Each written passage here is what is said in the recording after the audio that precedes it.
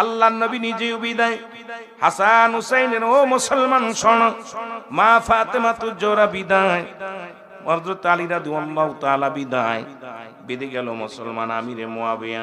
উনি তখন ক্ষমতায়, ওনার কলিজার টুকরা সন্তান, উনি যারে মুসলমান আমিরে মুয়াবিয়া বিয়ে করলো, সন্তান হলো, নাম তার ইয়াজিদ। নাম কি? জোরে বলেন নাম কি? ইয়াজিদ।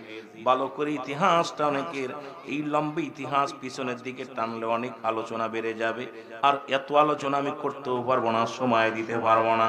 মূল ইতিহাসটা আমি আপনাদের সামনে তুলে ধরবো। ইয়াজিদের কিন্তু আমিরে মুয়াবিয়া সেও জানতো যে, কারণ যেহেতু হাসান হুসাইন ছোট্ট, এখন তো ক্ষমতা যেতে পারবে না, বসতে পারবে না, সুতরাং কিছুদিন যাক, যখন সময় হবে তখন হাসান হুসাইনকে এই রাজ দরবারে, রাজমহলে এই সিয়ারখানা তার জন্য দেয়া হবে। জোরে বলো আল্লাহু আকবার।